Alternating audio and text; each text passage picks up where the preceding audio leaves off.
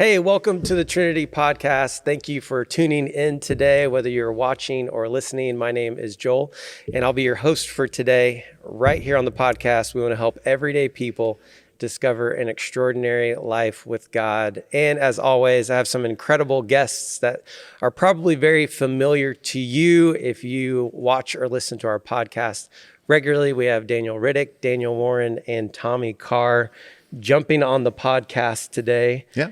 Gentlemen, I have to ask, Okay. if you're a basketball fan, did you see Mac McClung in the dunk contest? Yes, I did. I mean, it was incredible. It was absolutely incredible. I loved watching that and seeing this kid come in there and just basically no one knew his name before the other night, and he shocked the world. I saw something that I thought about that was interesting that he made, because I guess he's technically been like in the G League and just got called up. So he had made like, his salary was like $100,000. And in that one night, he matched his whole salary from the career earnings was like $106,000, and he got $100,000 for winning the. Yeah. It was good to see that translate onto a big stage. I've watched probably highlight videos of him when he was in high school doing the same type of things. And you're wondering, does that translate into a bigger stage to see him do that in front of, the best of the NBA, and for them to respond by tweeting about this kid's out of control.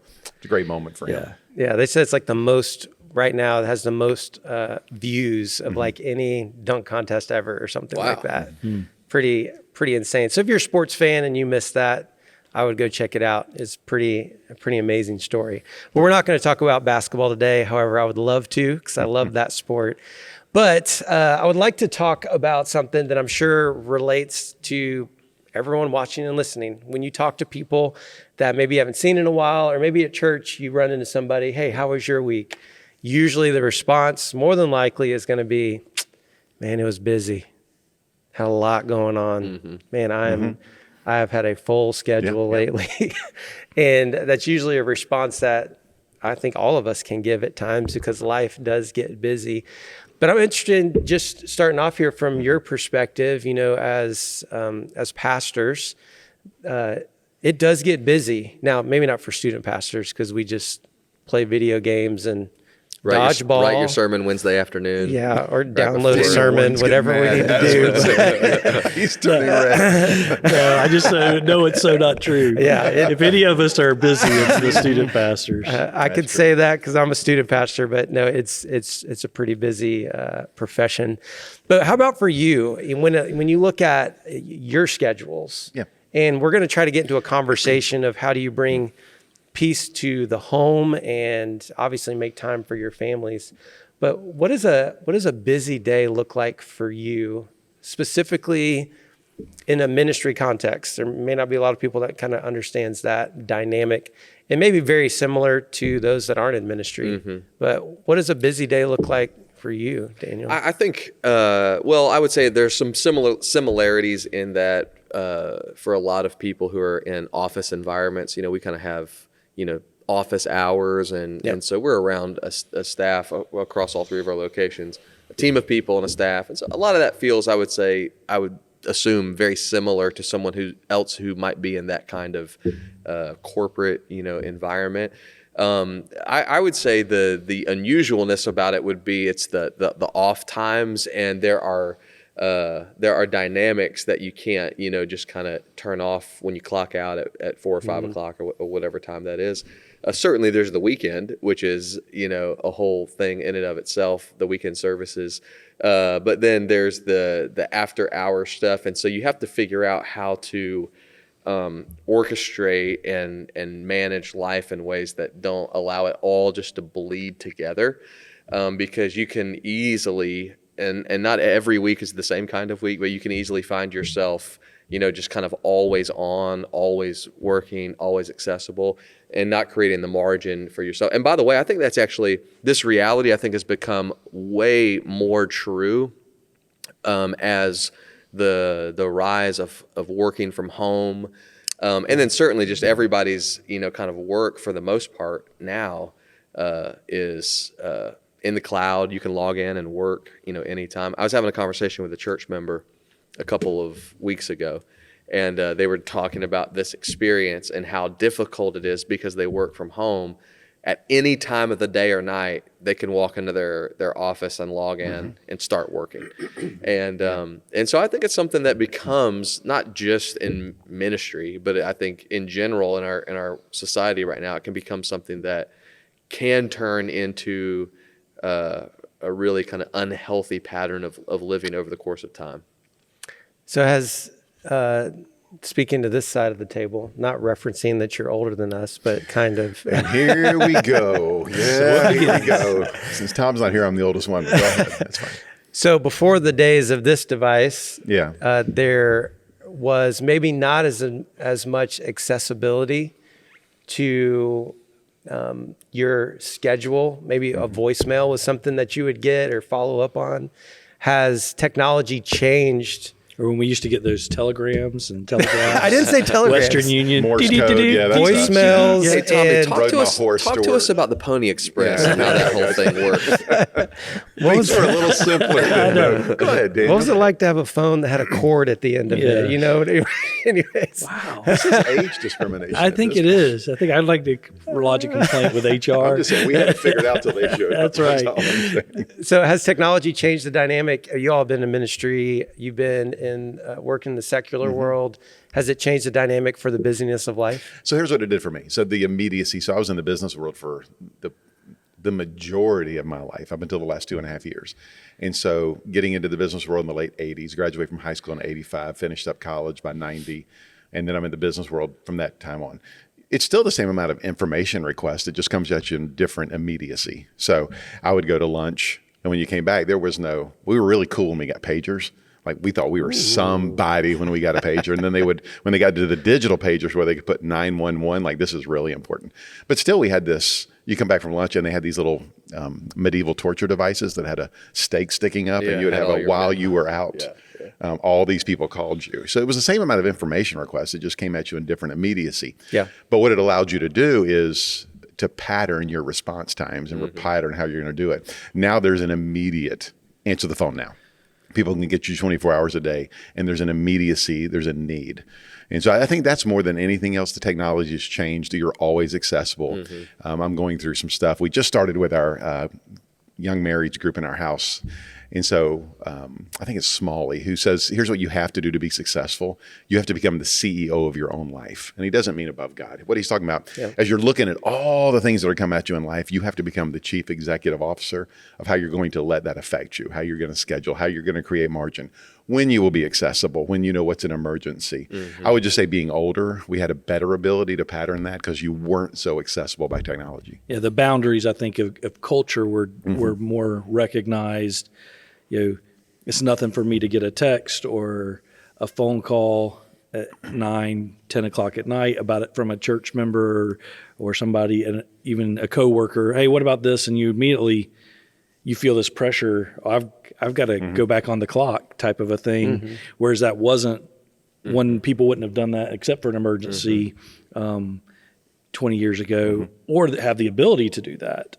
And so I think those boundaries and natural rhythms of the workday have shifted. I think that's true no matter where you are. And like you were, the ability to log on and be in the office virtually anywhere, anytime, has changed things. And I think just it's different. I mean, my mom would talk about growing up, our rhythm was really different as a family. And then she looks at where me and my siblings are with our kids, and she's just like, the pace of life is so radically different. And the outside activities, all the pressure, everything, she goes, it's just different for today than it was when we were growing up. It's interesting. My daughter gave me a book. She goes, Dad, you need this book. And you always pay attention when your kids hand you a book and go, you really need this. And if I get the title wrong, forgive me, The Ruthless Elimination of Hurry. Yeah, John Mark Comer. Yes, exactly. So I'm sitting there reading that. We were on a trip with the senior saints of the church, and I'm like, I'm going to read this book.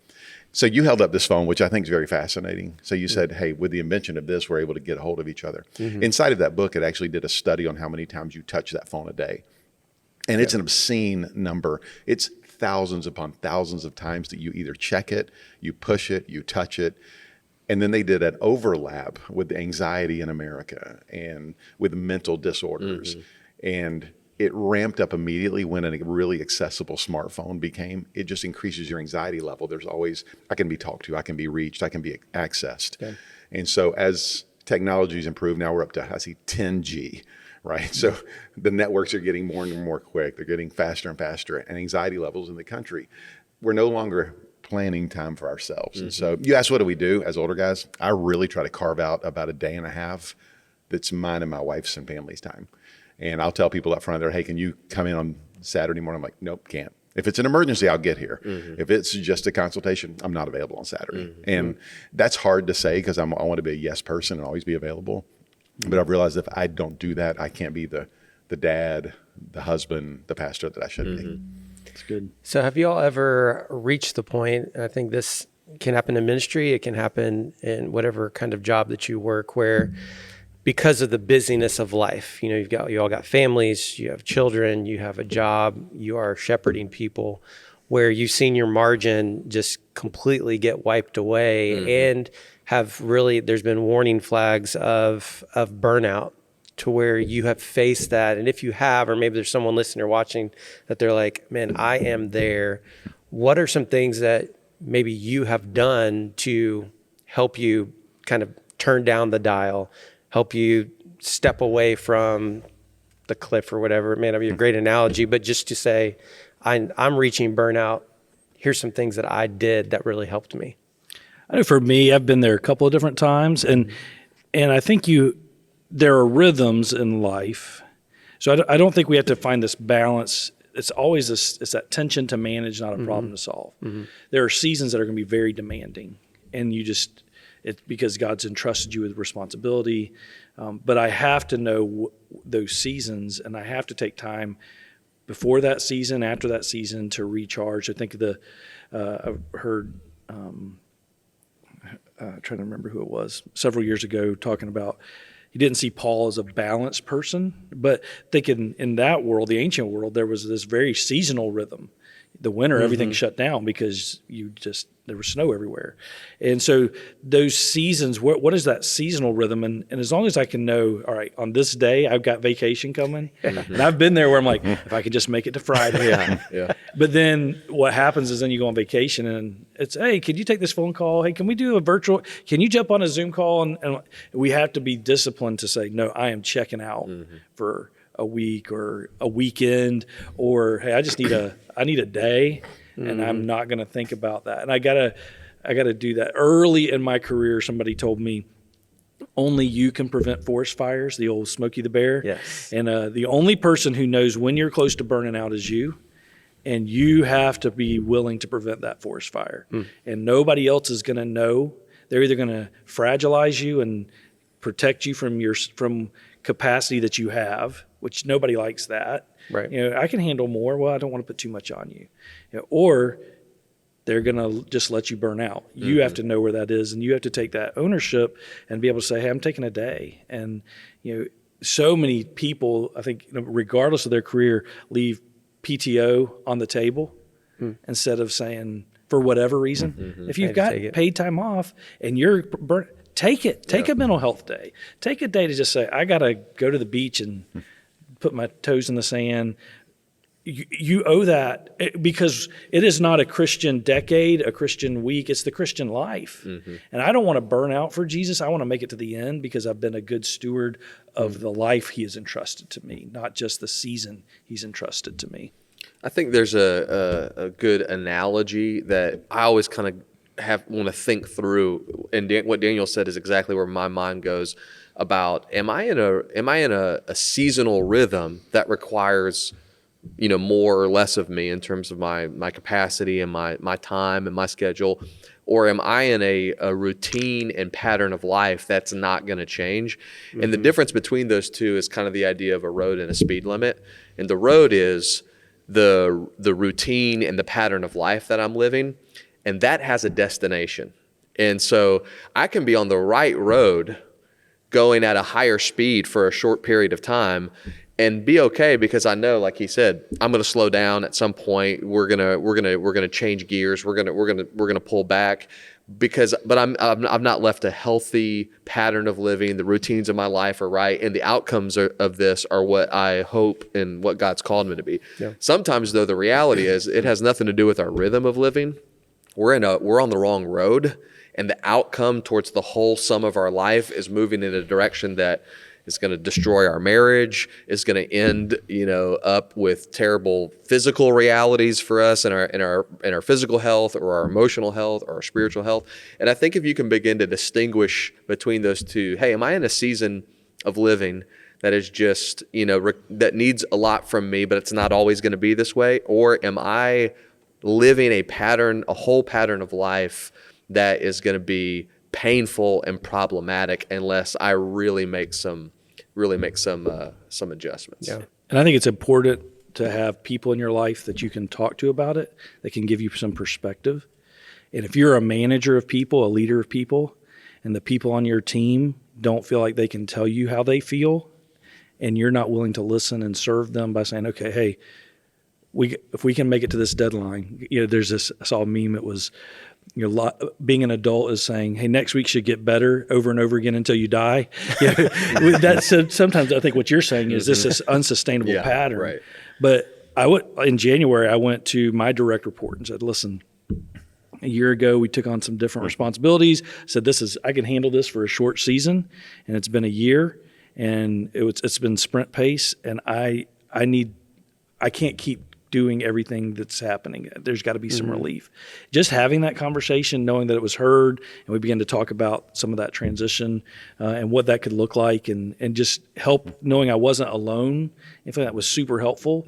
But I also have a boss that I trust deeply and is a safe place for me to be weak and vulnerable and to share some of that, and not in I'm not coming to him, I'm quitting tomorrow, right. But early in the process, I need to know there's a light at the end of this tunnel. I can keep the pedal to the metal, but I got to know there's a time. And if you don't have that type of relationship with your boss, or if you're a boss and your people don't have that ability to do that, you need to do some soul searching around, is this a culture that I want, that I've created that isn't good, or is this a culture that I want to continue to burn out in? So I think those are important things we need to call out in this.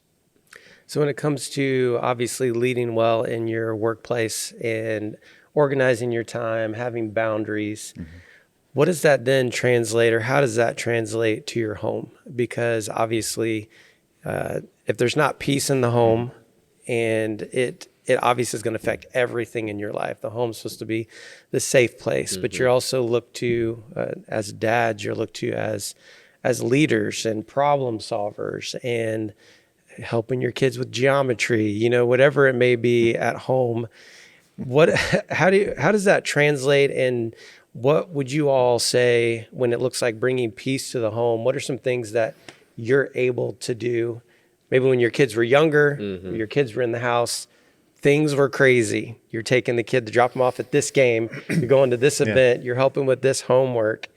How did that look, that chaos? How did you bring peace to that? Or how do you bring peace to that? So years ago, it's probably 1990, Dan, you were the old guys. Y'all knew the Smokey and the Bear, right? Smokey Bear. Okay, I just make sure when you said that, I went, these young guys probably don't have that life experience. But so it's probably 1990. You can Google it. I'm listening to the radio. We had TV, but I'm listening to the radio, right? So he's a Fortune 500 CEO, and he actually put a sword into his office. He had it like behind his desk. It was a sword display case. And he said he had to mentally do this. He would get there Monday morning, and he would put the sword of his office, this is my company. And when he would get to 5 o'clock or 6 o'clock, whatever time it was, he would take the sword down off the display case. And from that moment on, it was totally dedicated to my personal health and my family's life. I'm leaving that sword at the office. Fast forward, I'm watching one of these animated, The Incredibles, and you've got the mom over there stretching all over the house trying to do things, and the dad's over there in the corner, and she's like, engage, would you engage? And so I think what it's like for family, they need to see dads engaged. They need to see parents engaged. Even if you work from home, there has to be a margin where you say, this is the time I'm investing in my family. Families can never get your leftovers. They will resent you. If you work for a church, they will resent the church. If you work for a corporation, they'll resent the corporation. And God forbid, if it's tied to church work, they'll run from church because the church took my dad from me. And so I think as a manager of people here, I'm really trying to keep into a balance. Man, leave the sword here and go home and be a dad. Go home and be a husband. Go home and be a grandparent. Church will be here on Monday. Yeah. And really live in a balanced way. Yeah.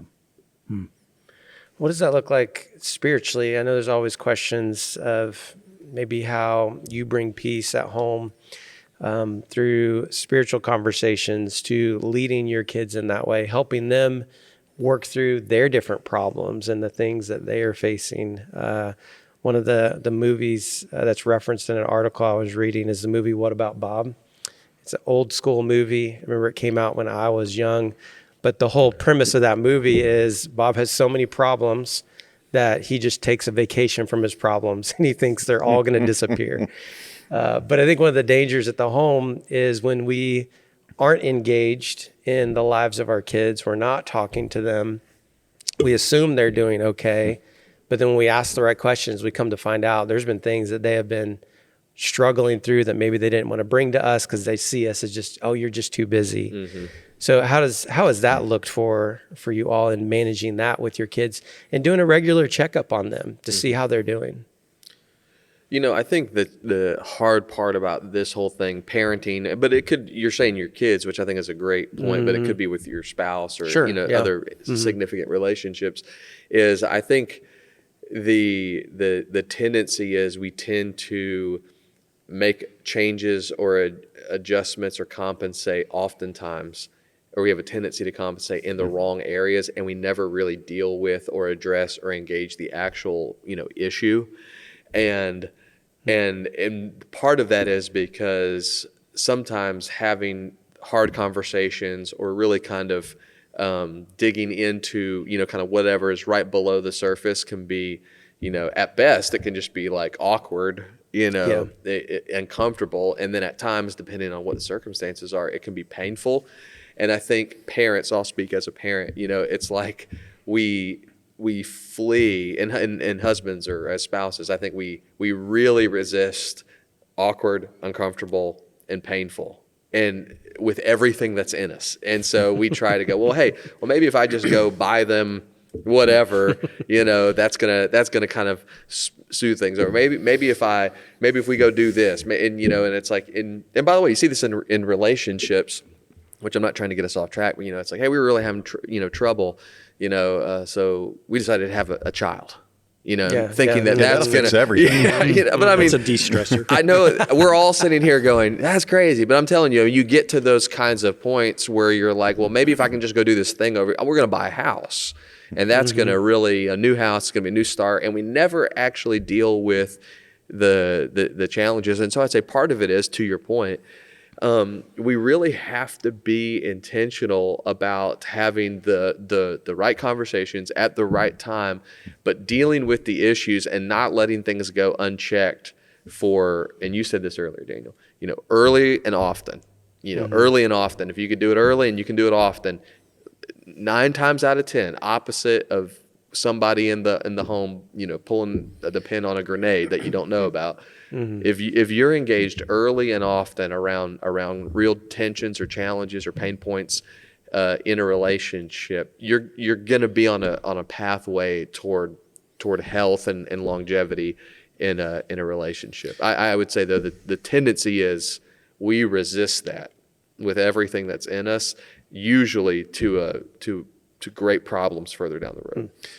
I read a book years ago. Robert Volgemuth, he wrote a book called The Most Important Place on Earth, and just picked it up off the shelf and said, this would be great. It was a life-changing book for us.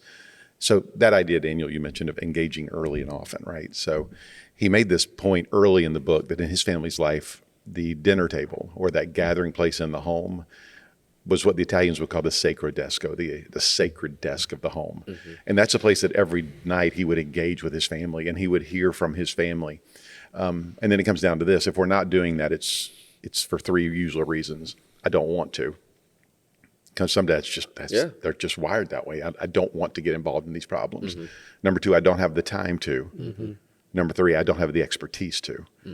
I want to, but I don't know what to do. And so the point made that as we're around that desk, you're hearing from each person, and it is a continual, almost like a command tower for air traffic control. I'm hearing every day, and I can tell when your plane's a little bit out of altitude, and it allows you to engage early. It's that early and often concept. So that dedicated time where you're getting a check-in with your kids, when you're getting a check-in with your spouse, check-in with yourself, that really provides that margin. It's like I would never want to be this. I think it was Billy Sunday that said, "I've won the world to Christ and I've lost my son," and would never want to do that inside of ministry. So this Volgamuth book said, you are intentional. So we made it this intentional thing at 5:30 to 6 o'clock. I don't care what you're doing. You're around the table. And as soon as the plates were dead, we said, tell me what's going on in your life. And you would be shocked as you're going around, you hear, I just had a rough day at school, and your antenna will go up and go, I need to spend time with this one. And like Daniel said, you have the landmines that come out of nowhere. Yeah, right. But that daily check-in, that sacred desk, that sacred time will avoid a mountain of problems.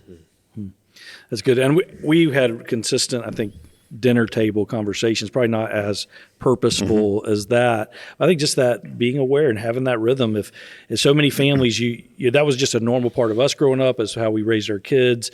It's a little different now. I've got 3 sons in their 20s and then a 13-year-old daughter.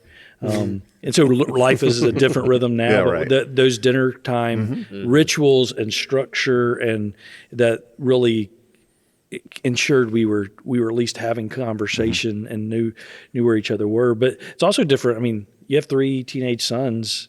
They don't talk a lot about feelings, and you try to have these good moments, and they're just like, like, tell me more. And now I have a 13-year-old daughter who there's so many words, I can remember she was 8. I was dropping her off, and there'd been some drama with her friends, and I was dropping her off at Awana's on a Wednesday night.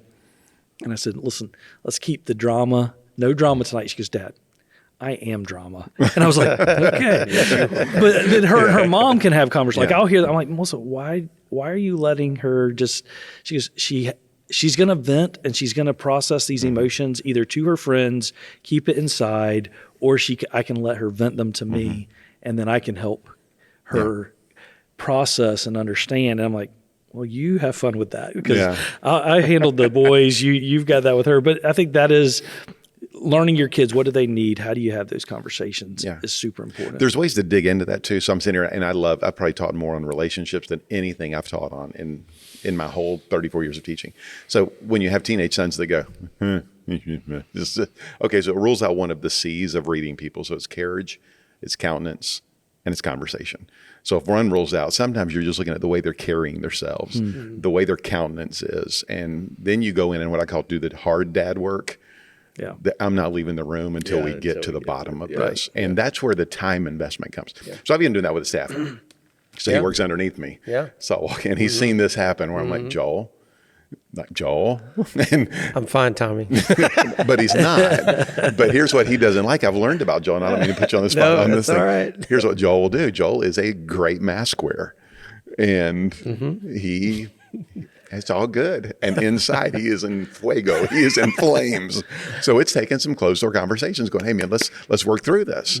And so those carriage in your countenance and your conversations, if people aren't great talkers, there's still other ways to get through to their hearts. And so that's a really important point. I think one of the hardest things in the parenting dynamic is trying to orchestrate, like Tommy's idea about the tables are really helpful, but it's orchestrating or identifying behaviors that are not wrong. That's actually, as a parent, that's a little easier. If your kid or, they're doing something wrong, they're misbehaving, they're disobeying, they're, whatever, you can address that from a discipline standpoint, from authority standpoint, and from a relational health standpoint, but it's just easier to call out. What becomes challenging is when you have to make changes or adjustments into the rhythms and the pattern of the family movement that are not wrong, they're just not helpful, or they're not healthy in the long run.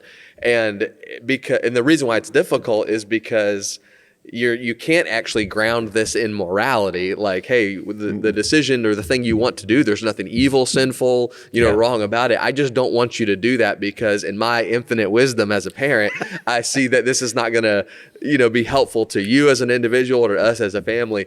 And that's where the dynamics, especially the older your kids get, they get really challenging. But why, because Dad? yeah, exactly. And you just got to be like, well, because I said so, but you don't want to give that answer. And it's like, but that's where the tension comes in, where you're kind of trying to create that stage for health and happiness and flourishing in ways that sometimes are not about just not doing wrong things. They're about doing better things. And but it's definitely something that you have to navigate. Yeah. Yeah. So this is a bit heavier part of the discussion, but I feel like it's important talking about knowing your kids, or organizing your calendars and your busyness so you can be the husband and the father, the spouse that you need to be.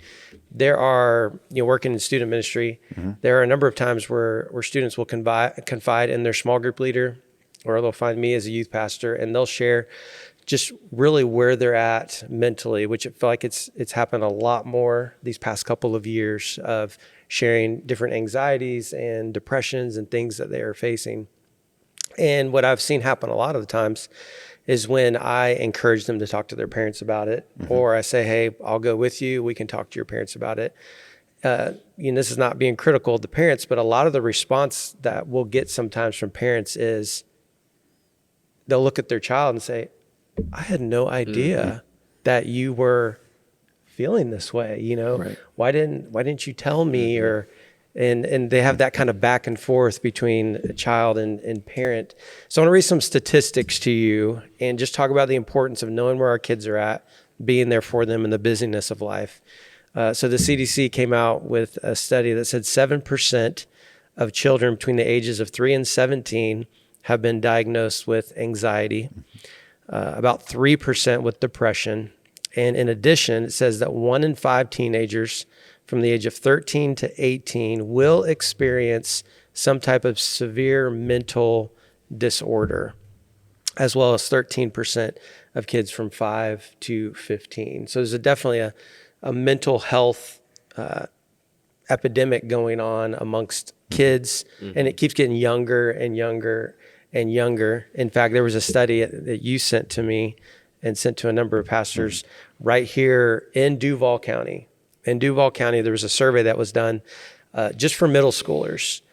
And it's a survey they give all the time, but the results this time were just mind-blowing. They came back, the survey said that nearly 25% of middle schoolers here in our county say they have considered suicide. Wow. That's 1 in 4. And obviously very staggering statistics. But if you all can speak to that, what does that say about our society, where our kids are at, and then how should it heighten our awareness as parents to really have those tough conversations? I think we were talking about it before the recording of this, and that was just overwhelming to me. I did middle school ministry for 7 years here at our church. And that was in the early 2000s, and self-harm was just sort of coming into play, and we're trying to get what does this mean? What's the driver behind that? And I can remember those last few years I was doing middle school ministry, that was becoming more and more prevalent, and trying to understand the motivation behind that. But we'd have kids talk about it every once in a while, but to think 1 in 4, and some of it I think is our culture. It's much more prevalent in media, social media. There was the Netflix series that got a lot of pushback a couple of years ago because it was showing that as a sort of legitimate way out. Yeah. So I think it's that can principle: what becomes common becomes accepted, which becomes normal in culture over time. And I think that is where we have that responsibility of not, policing everything that our kids show, but what they watch and what we consume in media, in social media, in conversation, that does begin to normalize some really what should be abnormal behavior. And so I think we have to be sensitive to what's going on and then have those conversations. I think the breakdown of the home, the trusted adult relationships, that kids feel. We were talking about in the 80s when we were growing up, the thing was, I'm going to run away to the big city. And then everybody had to understand that does not usually end well for anybody. Right. Yeah, but that was how we rebelled or got away from our problems. That was what happened now this seems to be, it's just mind-blowing, overwhelming statistic to say that kids seem to see that. Is that the only way out? I don't want to end up, they know probably more about human trafficking and all of that than we ever did as kids. And so I don't want it to end up there. I'll just end it. If that is what's, I don't think you have 25% who are suicidal, right? But they have thought about it, thought of how I would do it, whatever that means. It means it's becoming much more common and acceptable in our culture. And I think as parents, we have to be aware of it.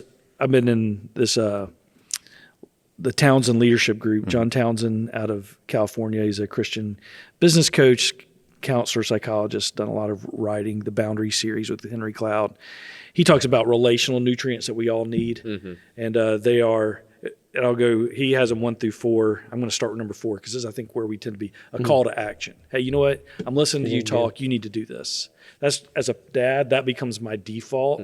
The other is provide reality. Well, let me give you a different perspective. I don't think you're seeing this clearly. And those two, I think, is where as parents we tend to lean. Hey, stop doing that, do this. Or you just don't understand. Let me help you understand. And sometimes those are very real needs that we have. I need somebody to give me, I don't think I'm seeing this clearly. I need to make sure. I mean, we were having a conversation this morning. Daniel, I got this thing I'm working through. Can you make sure I'm seeing this clearly? Let me tell you what's going on from my perspective. And I was asking you to help me provide reality. Sometimes I need a call to action.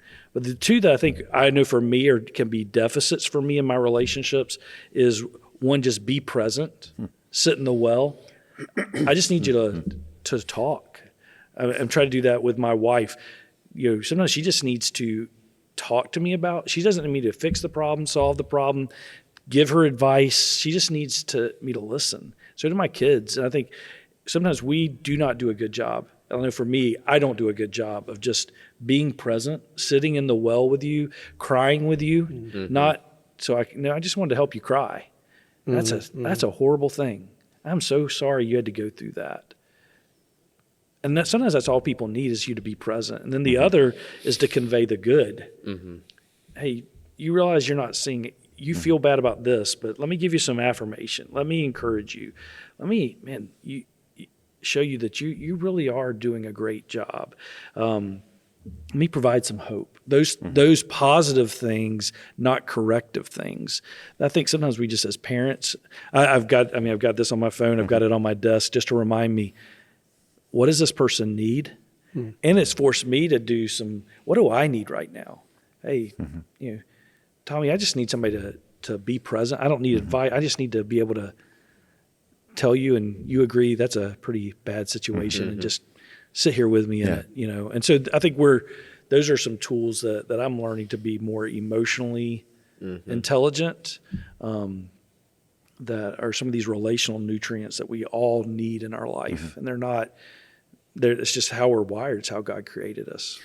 I think, there are certain dynamics that are transgenerational. In other words, the behavior of elementary students and middle school and teenagers, it's like across human history. It's like, you go through seasons, it changes and they're in a phase for a while, however you want to describe it. Like that's always universally true. It was true for all of us when we were there. We kind of struggled with some of the same things, just like our parents did, like their parents did, and like our kids do even today. Unchanging, they're just realities, and some of it's physical, the changes that are happening physically. I think what is seemingly different about maybe, let's just say, the last decade or so is that because of primarily, I would say, technology and information and the way it's disseminated and the way we manage and navigate relationships, we are finding ourselves right now where parents and their kids are living in different worlds, different relational worlds, different informational worlds, And where that used to more or less be the same, there was really no difference when I was growing up. There's really no difference in the way that I managed my relationships from how my parents managed there's really no difference in what I was hearing from the world around me than my parents were. Not that we all didn't have separate friends and all that. Now we're talking about the gap is massive. Yeah. And it feeds into that whole, you get into the room with the parent and the student, and the parent says, I had no idea. Because it is difficult to even understand how the generation behind us at this table, younger than us, the way that they're formulating their relationships and the way they view relationships and the things and the information that they're in all good and bad that they're exposed to at an increasingly young age. And what we're seeing, I think, going to that survey, among others, is the outcomes are on a lot of this are really unhealthy. I mean, really like devastatingly bad. And I think it's going to require parents, and Tommy said this earlier, to forcefully, against the grain, engage into the different informational and relational worlds that their students are. It's just normal. It's just the air they breathe. And it's not to us, and we've got to get into it and be a part of it and help as a parent organize it and arrange it in a healthy way. If we don't, I mean, if we don't engage this area, it's the equivalent, and you've heard the analogy, but it's giving a kid a loaded gun and then hoping for the best, and sometimes it works out fine, and sometimes it doesn't. And, I think we're going to have to really address this because in effect, with social media and other things, we've been conducting a giant societal experiment over the last decade. And what we're beginning to see, that survey is a good example, we're beginning to see that the outcomes of this are not good, are really, really detrimental. Yeah. Yeah, it's if you listen to any reputable mental health resources, I mean, get outside even the Christian ones, just get the ones that have studied this from a scientific nature. They're all going to tell you, hey, watch for changes here, watch for changes here, watch for changes here. And the word changes is, then I have to know what the baseline is. I have to know what the normative is. I have to know what the norm is. So if Daniel comes into work one day and I've never spent any time around him, I don't know if he's changing because I've never spent any time there. Right. So we forcefully entered our kids' lives. There was not a closed door that we weren't welcome to walk in. Right. There was no locked door that I don't know what's going on behind there. I hope this goes well. I love what you said. Here's a loaded gun, man. I hope this turns out good. Right. We forcefully parented our kids, not with abusive behavior, but we were going to know what was going on with you. So if I saw a change, and here's what parents have to realize too, and it doesn't work out well. I have a very, very close friend who lost her son to suicide within the last couple of years. Did everything you could have done, knew everything. So sometimes you do everything and it still ends poorly. So it's not a condemnation on your parenting if this has occurred in your life. It's not. But we have a responsibility as parents to be as engaged and go down fighting with this ship, and we're going to work as hard as we can with you. So I think those ideas of I'm going to look for changes, I'm going to be engaged in your life, I'm going to watch for changes, and then be willing to do this. And this is hard for a lot of parents. It may be a problem I cannot handle. And if it's not, I will seek help. I will spend the very last dollar in my pocket to bring you to a mental health expert that can partner with me to walk me through this journey. I don't know what I don't know, and I can find somebody that does know it. Right. So everything's on the table. It's your kid's life. It's your family's life. And I will expend, I always told my kids, I would sell my kidneys for cash if I had to get you to help for this problem, to save a life. Yeah. And I think we have to be a safe place for our kids to be honest. Yeah. Right. Sometimes they're like, well, it's the old, I screwed up, I hope my dad doesn't find out.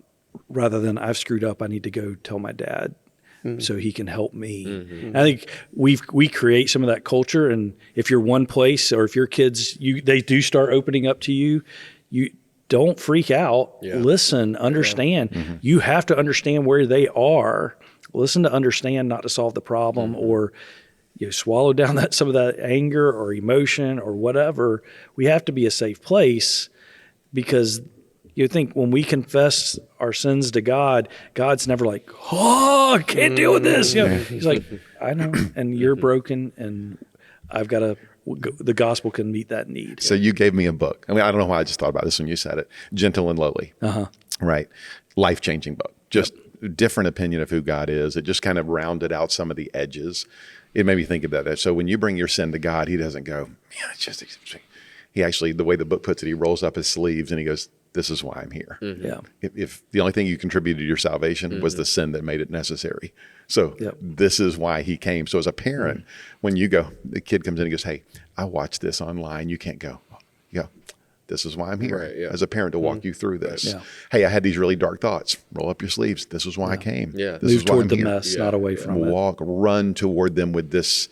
Hey, I am here for you. And together I have my arm around you. I will never be ashamed of you, but I'm going to walk you through this. And it's hard. I mean, because, Yeah. and that's why sometimes you need a trusted counselor, someone who, because we are so, I remember when I worked with young adults for years and I can go to lunch and listen to a 20-year-old just tell me all their stupid plans for life. Or I'm like, that's the stupidest thing I've ever heard. But I just smile, like, hey, Then if my sons, when they're 20, start telling me, I'm like, you can't do that because I am so emotionally vested in their success. And I think that's why sometimes I need that person who can come in and just look at it from a dispassionate third-party view and go, hey, Dad, you're contributing to this and you need to step back and this, and this. And hey, kid, he's telling you the truth. You need to hear it. You're not hearing it because of history. And that's why that counselor is sometimes when two people can't talk to each other, then a third party, they need to talk to that person so they can interpret and then, until that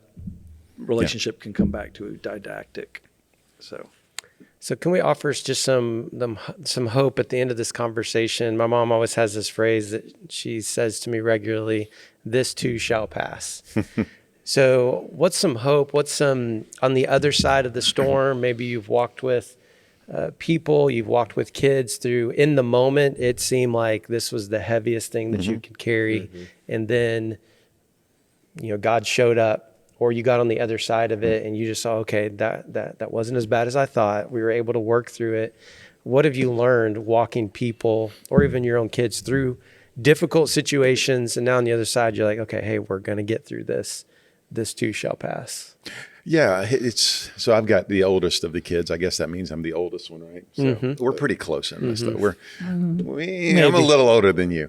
So here's what we try to remind our kids. And here's what you'll learn is your kids never get there. Right. Doesn't matter what age they are. They just never get there where they're like, hey, Dad, I don't need you anymore. It just doesn't work that way. Right. Because the truth is, I'm not there and we're all not there. So here's what we always tell our kids. We say, listen, whatever we're dealing with, this is not your forever. Yeah. And sometimes it's so easy to think this is what my forever is going to be. Right. Sometimes the only way out is through. And so we've got to do the work to get through it. And let's learn some lessons along the way. For my daughter, I'll be holding your hand right through it. For my sons, I got my arms around you and we'll march through it together. So there's hope, there's companionship, there's a lesson to be learned, and this is not your forever. That's lessons we've said to our kids in every stage of life. We just had that conversation with one of them literally within the last 24 hours. This is not your forever. Right. This will pass. And the only way out of this, we've got to go right through it. And you know what? We will be here every step of the way. Yeah. That's good. So good. I think for me, with my kids, it's similar things. It's can't go around it, just got to go through it. This is gonna, sometimes it's just hard. It's hard, and I think that there has to be hope. There has to be that idea of there is a better day coming. You have a destination. This is not it. If I'm driving to a destination, sometimes I got to go through some sketchy parts of town to get there, but that's just part of the journey. And then I do think we have to be willing to say, no matter what decision you make, I think that's the hard thing of parenting adults is I'm walking this with you. This is what I think you should do. And this is why. And I think this is a bad decision, but at the end of the day, it's your decision. And I'm going to walk the journey with you no matter what road we take.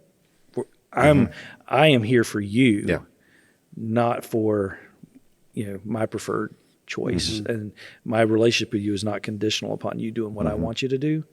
And my relationship with you is vested. It's genetic. I mean, I'm here for the journey, for the long haul. And I think that's hard. It requires vulnerability and risk on everybody. Yeah. I go back to at a practical level, everything these guys are saying is so good.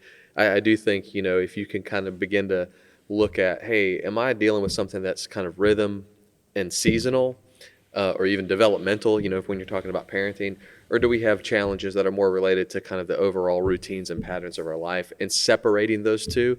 And sometimes it'll give you a lot of hope when you realize some of the real pain points in your life are not related to poor patterns or decision making or unhealthy practices. They're just part of the, like you said, the hard season, the difficult, it's like I talked to parents literally a couple of weeks ago, and they were talking about, we can't, the kids, I think 2 years old or something, they just won't sleep through the night and all this kind of stuff. And there's two things that are true. Like, man, that's terrible, and it's really hard. And also, it does not last forever. Eventually, they do learn how to sleep through the night. There's nobody out there who's still struggling, with their 18-year-old. I don't sleep well through the night. Yeah, for different reasons. For different reasons. But here's what I would say. In other words, like, then you realize, hey, this isn't because you're a bad parent. This is not because you're it's a developmental season, and you're going to get through it. Sometimes you look at it and go, hey, some of the outcomes that we are not loving right now are because of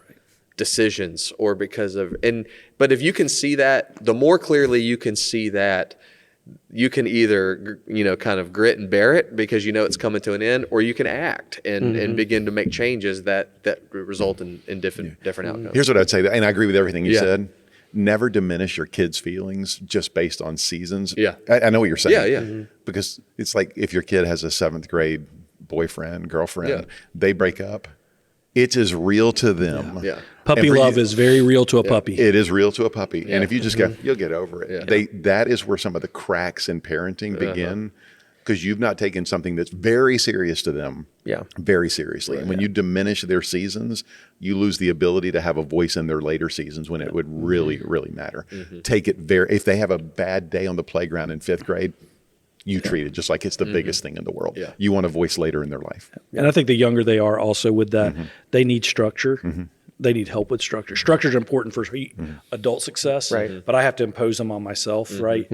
As a kid, there's a process. I have to begin to help them with. So I think I can tend to jump into my current parenting season with some of this conversation of 20-year-olds and that process. But I think if your kids don't grow up with some stories of things, I don't know why mom wouldn't ever let us do that. You probably haven't been active enough as a parent. They should all have some of those stories because we're not going to all get it right. Don't be afraid to parent your kids and to say, sometimes because I said so is a legitimate reason because you're protected.